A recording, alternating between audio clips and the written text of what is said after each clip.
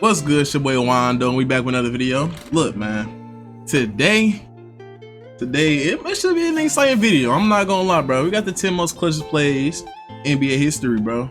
I probably witnessed a couple of these for sure, but it's a history, so we going back. I hope, because it was some good plays back then. Man, wait, we've been going crazy, y'all. Y'all been messing with the Larry. I messed with the Jordan. We've been going crazy, but I gotta give y'all something different. You know what I'm saying? Make sure y'all subscribe to me though. Make sure y'all like the video, share the video, comment what y'all want to see next. And without further ado, you know what I'm saying? Let's get into the video. More dramatic than the last seconds of a close NBA playoff game. The crowd is on their feet, and you can feel the electricity and excitement in the entire arena. That's why shots in the clutch moments of the playoffs are the most important, most memorable, and most celebrated. Here are I ain't gonna lie. Hold on. D Rose is that guy, bro. Fortunately, my man's got injured, so you know what happened. But anyways, let's get back to the video. most clutch plays in NBA history. Damian Lillard to beat the Thunder. What is a good Dame shot? time. I Oh, don't know for sure, but if we ask Paul George, step back jumpers from 30+ feet are not good shots. But then again, hey, bro, don't disrespect Paul George. Hey, bro, for Paul George, bro, any shot is a good shot. If he feel like he can make it, bro, he gonna shoot it and it's going in, bro. Simple as that. Paul George's credibility in these matters dropped significantly during the 2020 playoffs, so I'll trust Damian Lillard instead. As far as Dame goes, as soon as he steps into the half court, any shot is... Hey, I ain't gonna lie, my bad for keep pause. I just don't like how, you feel me, they disrespecting my man's Paul George, bro. Why we gotta show, this supposed to be the 10 most clutches, bro, not 10 bricks. You know what I'm saying? But you know, it's cool. Don't worry about it. Don't worry about it. Good shot. Nobody has hit more deep threes than Dame in the last couple of seasons, and nobody shot them with more accuracy. Pulling up from 30 feet became Lillard's trademark shot, and with his series buzzer beater against George and the Thunder in the 2019 playoffs, he definitely proved his point and perfectly capped off a 50-point performance. The game-winning shot was not only good, it was great, even better than the one Dame hit in 2014 to clinch the series against the Rockets. Robert Horry to beat the Kings. Despite averaging only 7 points per his career, there's a conversation around Robert Horry getting into the Hall of Fame. 7 championship rings and a well-deserved... Damn. Robert Horry got 7?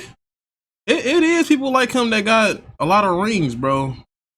But I ain't gonna lie, he gotta...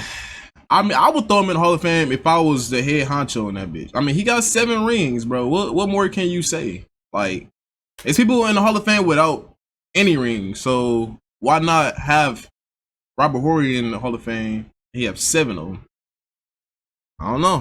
Big Shot Bob nickname are certainly viable credentials, and there are only a few players in NBA history that have hit more clutch shots than Horry. Most famous of them all is the shot in Game 4 of the Western Finals between the Chris Webber-led Sacramento Kings and the LA Lakers. They were trying to win 3 in a row with Shaq and Kobe. With the score 99-97 for the Kings, Shaq had missed a layup with a few seconds left on the clock, and Vlade Divac just tapped the ball away from the basket, only for it to bounce perfectly in the hands of Robert. No, Shaq, you gotta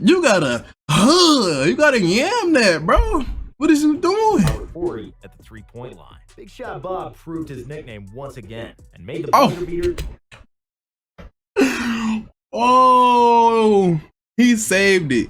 That would win the game for the Lakers, and even the series at 2 apiece. In Paul George fashion, Divac and the Kings later said that it was a lucky shot, but the Lakers didn't care. They won the game, and after the series, when they were driving off the arena, the entire Lakers team mooned the Kings, showing their winning posteriors at the bus window to the defeated Kings. It was a funny and somewhat asinine way of showing love to their opponents, pun intended. Derek Fisher to beat the Spurs. After Tim Duncan had hit a gorgeous fadeaway jumper from the top of the key over the extended arm of Shaquille O'Neal. Peep the shot clock now. 0.4? Wait a minute, run that back, because the way he just faded that muff in front of Shaq was kind of crazy. Tim Duncan was a different breed too, bro.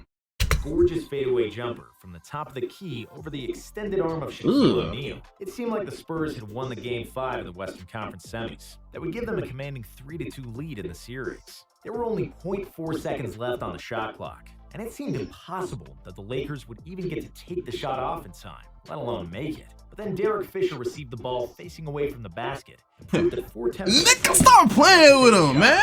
His turnaround. Nigga, stop playing, bro. This is the second Laker that had made a clutch shot, bro. The Lakers is different, bro. Man, they'll forever be different. You feel me? They like what, number one? Celtics number one as far as like championships and all that. But bro, 0.4 seconds left, bro. Run that back so y'all can hear everything, bro. My bad for talking over, but listen, bro. Away from the basket and proved that 0.4 of a second are enough to take the shot off. His turnaround jumper found the bottom of the net, and one of the most improbable buzzer beaters ever. Fisher and the Lakers then ran off the court straight to the locker room. I'm not gonna lie, bro. I didn't even think it was possible to get up a shot in 0.4 seconds. Like, that's like, you gotta throw a oop and just tap that motherfucker in there for real. But for him to shoot a midi like that, bro, that was a good play. Before the judges could even double check if the shot was off in time. Michael Jordan, the shot. Michael Jordan said that his career's most significant turning point is when he hit the game-winning shot in the 1982 NCAA Finals against Georgetown. It was the most critical moment of his career at the time, and he proved to himself he could thrive under pressure, and famously said that he graduated from Mike Jordan to Michael Jordan after that moment. In his early NBA career, Michael played on some bad Bulls teams, and despite heroics like 63 in the Boston Garden, MJ would usually get kicked out from the playoffs in the first round, without a chance to hit an important game winner. It took 7 years for Jordan to repeat the shot against Georgetown, and it came in the 1989 playoffs. Wait, 7 years? Oh, wait, 82 to 89? Okay. Against the stacked Cleveland Cavaliers. After all the media had written the Bulls off, Jordan willed them to the edge of victory in the series-deciding Game 5. But with 3 seconds left on the clock, the Cavs were still up by 1. Everybody in the world knew who would take the last shot, and the Cavs made a mistake by putting Craig Elo on Jordan, who had been abusing Elo the whole series. Michael got. Oh my! First of all, we all probably seen this video before, but bro, he just broke his shit and didn't even have the ball. Look, bro. The foot movement is crazy. By putting Craig Elo on Jordan, who had been abusing Elo the whole series. Michael got the ball, took 2 dribbles, rose to the height the poor Elo could only dream of contesting, and hit the jumper from the free throw line. Damn! MJ celebrated like a madman and cursed out all the reporters who doubted. Bro. First of all, that didn't even look like a good shot for Jordan, but he like had that motherfucker in the air for so long. And still greened it, bro. Still made it. Like, you can't tell me he's not the GOAT, bro. Stop telling me otherwise, man. Out of him in a typical Jordan fashion. Ray Allen to save the Heat. Ooh. LeBron James finally won the championship in 2012, threw that monkey off his back, and proved that he's the most dominant player in the world. In 2013, he was even better, and the Heatles looked even more dangerous and poised for a repeat. However, they came across Coach Pop and 4 future Hall of Famers in the final. Ooh, now this Spurs team was different. They was on to something. You got Tony Parker facilitating, bro. You got Ginobili, the corner specialist, the Euro King. You got Kawhi, Defensive Player of the Year. And you got Tim Duncan, bro. You know what Tim Duncan do, bro. Like, this team was great. Finals. Tim Duncan was still the big fundamental. Manu was still a genius. Tony was arguably the best NBA point guard, and Kawhi emerged as the best perimeter defender in the game. After 5 games, the Spurs led 3 games to 2 and had a double-digit lead in the 4th quarter. LeBron then turned on the Jets and played like a man possessed, desperate to bring the Heat close. But after he badly missed the 3-pointer in the final possession, with the Heat down by 3, it seemed like it's all over. And then Mike Breen said those iconic words that all of us who watched that game remember like it was yesterday. Rebound Bosh, back out to Allen, his 3-pointer, bang! Tie game with 5 seconds. We got to give our praise to Bosh, bro. I know Ray Allen made the shot. He had enough time to pass, but Bosh really saved that, bro. Look again, bro. Look how many people was in that paint. Well, no, hold on. Bro, he went up and grabbed that ball, bro. And I'm surprised Kawhi, man. Good shot, Ray. Good shot. Bosh, back out to Allen. His three-pointer, bang! Tie game with 5 seconds remaining. Jeez. After the championship trophy had already been out in preparation for the likely Spurs victory, LeBron James and Ray Allen canceled that and forced an overtime, and then a Game 7 where the Heat would finally prevail and put the Spurs away. LeBron chased down block on Iguodala and Kyrie three-pointer over Curry. LeBron James looked down at the abyss of another finals loss after the Warriors led 3-1 in the 2016 final. Now, I ain't gonna lie, I was watching this. This was crazy to see live. But after Draymond kicked him in the place where LeBron doesn't like to be touched by anybody except Mrs. James, he got suspended for Game 5. Clay then said that LeBron's feelings got hurt and got the King mad. With the big help from Kyrie, LeBron willed his team to victory in Games 5 and 6 and brought us the favorite words in basketball, Game 7. In the final game, with the score tied 89-89 and neither team able to score, Andre Iguodala forced a Cavs turnover and sprinted. Wait, hold on. Before we get to that block, hold on. Kyrie.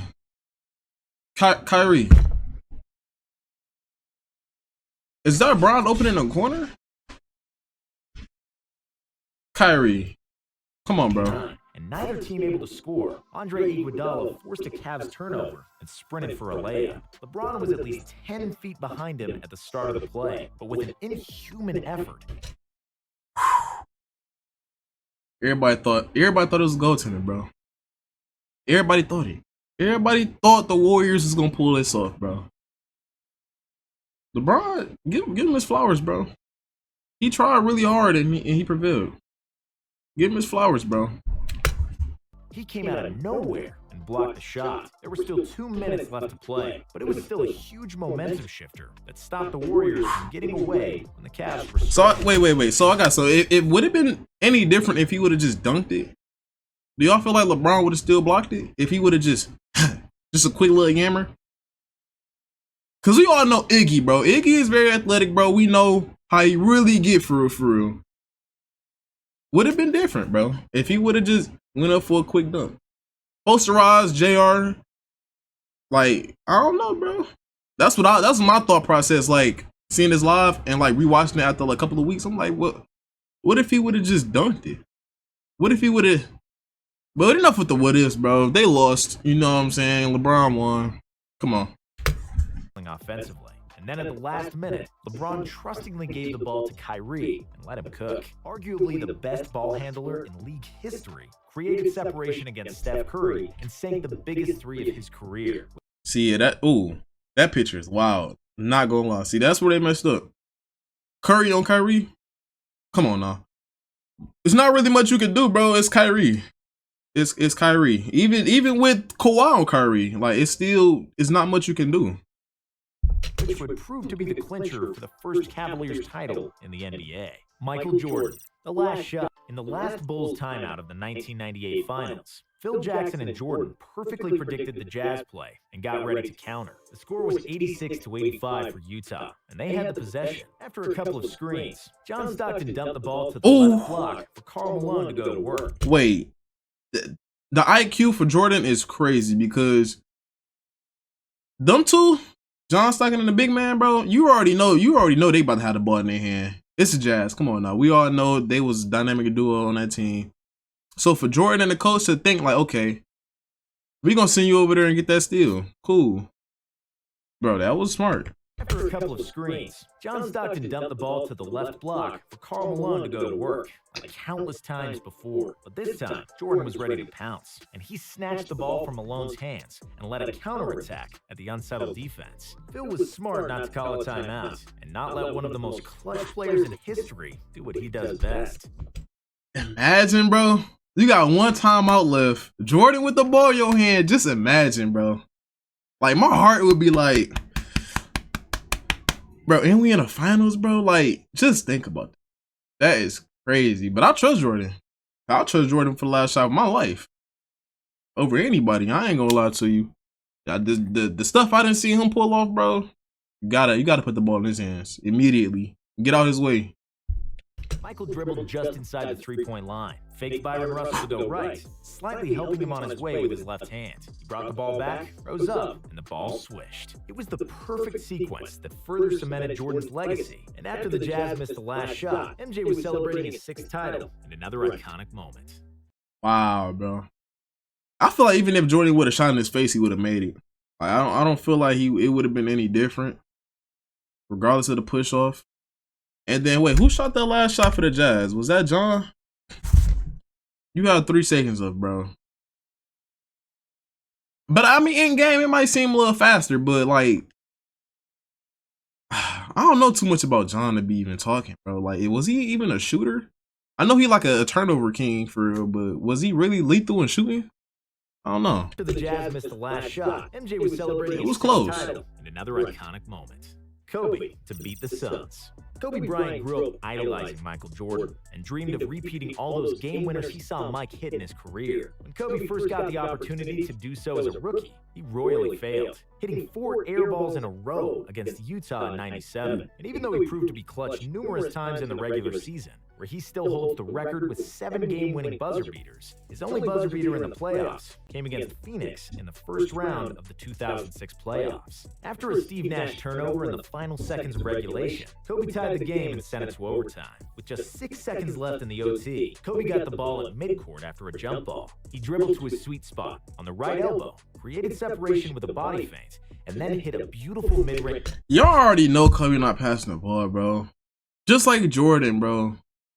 They was on him, but they wasn't like, let's see that. Let's watch that again, bro. This nigga Kobe is different. Spot on the right elbow, created separation with a body feint, and then hit a beautiful Too mid-range easy. shot with the clock running out. Kawhi Leonard to beat the Sixers. The only NBA buzzer beater in a Game 7 came last year in the Eastern Conference Finals between Toronto and Philadelphia. The game was tied at 90 apiece, and the Raptors had the ball with 4.2 seconds left on the clock. Kawhi got the ball at the midcourt, drove to the right, got past Simmons, and then took a fadeaway over 7-foot Joel Embiid. The ball hit the... Nah, I'm not gonna lie, I seen this live too, bro. Oh my goodness, bro. When I tell you I was so hyped, bro, like, that bitch said it bounced first and then went in, bro. Over Embiid.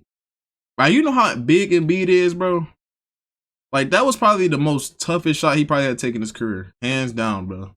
rim, and Kawhi squatted to the floor. Then, in what seemed like forever, the ball hit the rim again, 2 more times, until it finally bounced in. The Raptors were ecstatic, and even Kawhi showed some emotion, blue tongue, while the Sixers left the arena crying.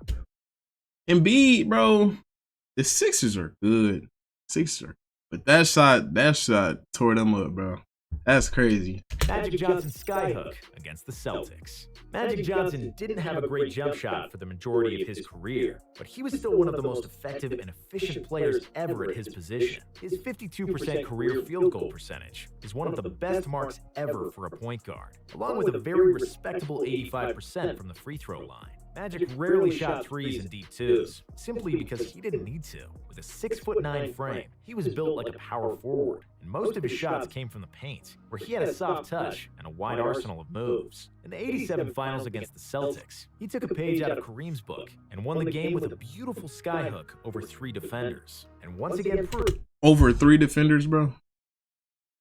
He must have just knew he was gonna make that, cause ain't no way you a point guard and you just take it up on 3 people, knowing you're not a shooter and this and that, bro. I don't know, bro. I don't know. that he's the greatest winner of his era. Okay. That was a nice little video. That was nice. That was nice. They took us to modern and then they took us back then. You feel me? That was nice. But I agree. That was definitely like some great plays. You know, they showed a lot of clips in the beginning. A lot of clutch little clips in the beginning, which I would have put in here as well, but that was good. That was good. But, you know what I'm saying? We on to the next video. But before that, make sure y'all subscribe. Comment what y'all want to see next, man. Comment. Let me know. It could be anything. I promise you, I get to it. Like the video, bro. We out, man.